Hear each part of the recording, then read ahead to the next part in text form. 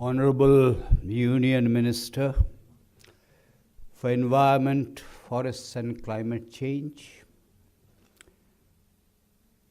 Bhupendra Yadav ji, Dr. Uttam Sinha, Dr. Anirban Ganguly, Sri Ranjit Pachnanda and Sri Arya, and ladies and gentlemen. After Uttam spoke, Anirban said that Uttam had made his work simpler. After all three have spoken, no work remains for me actually.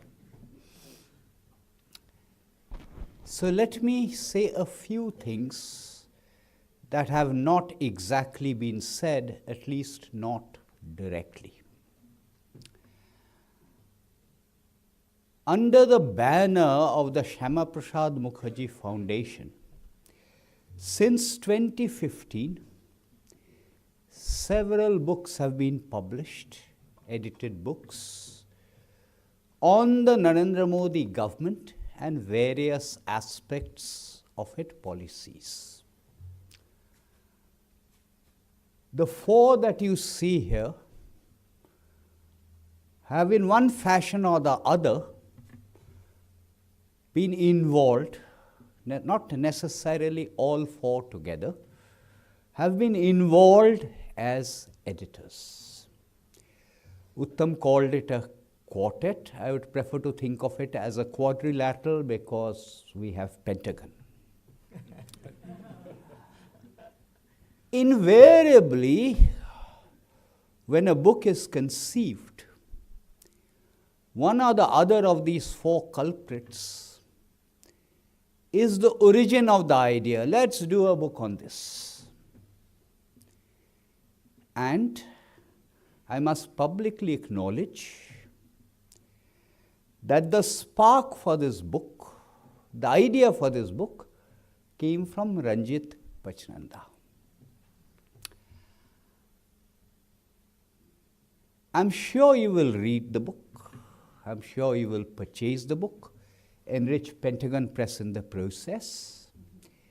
But let me also point out, as an academic, as an editor, as a paper writer, there is a time lag between when you write the paper and when the book is published and when the book is formally launched.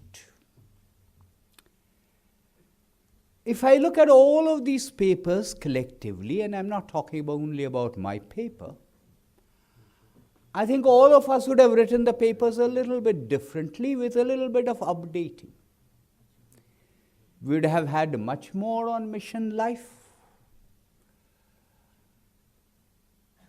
We would have had much more on EVs. And certainly two-wheeler, three-wheeler EVs have just zoomed like that. Not four-wheelers yet, but that will probably happen. You shouldn't trust everything on social media. 24 hours ago, I saw an item on social media which I haven't had time to check, which said, New York City has 15 electric buses and Guwahati has just ordered 100 electric buses. Whether the numbers are true or not, I do not know.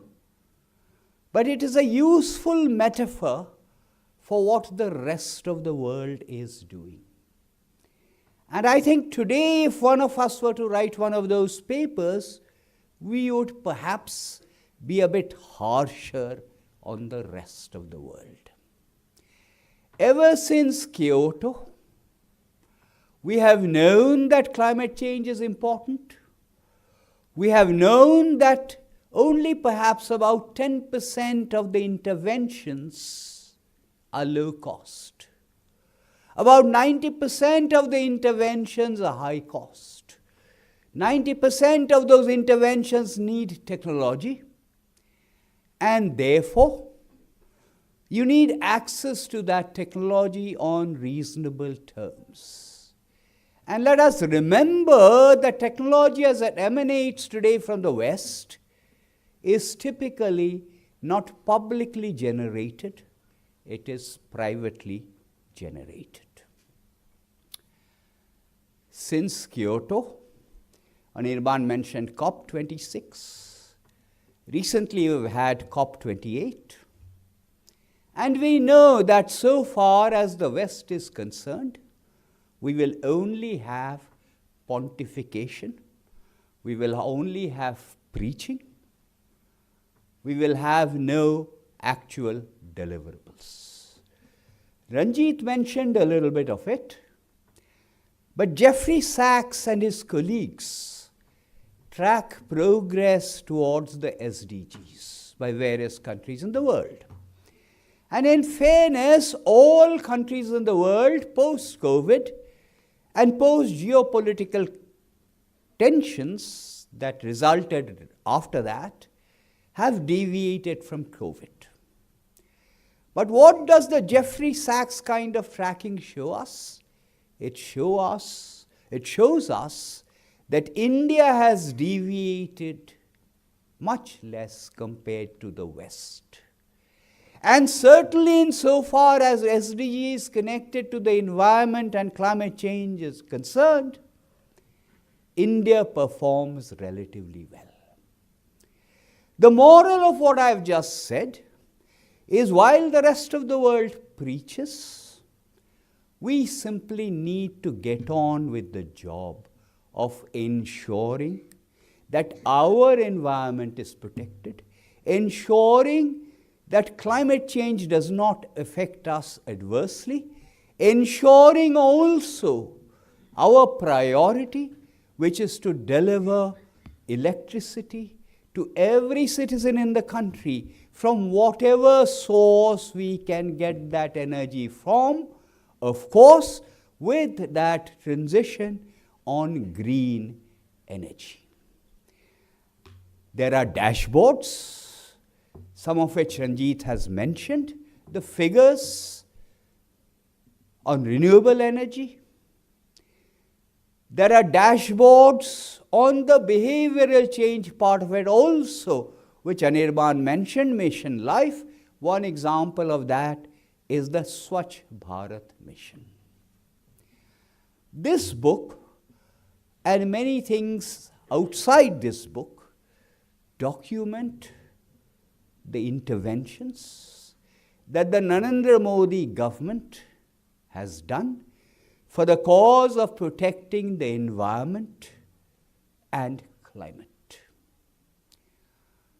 What has not yet happened that much, and Anirban hinted at it, is the behavioral change, which is a long drawn process.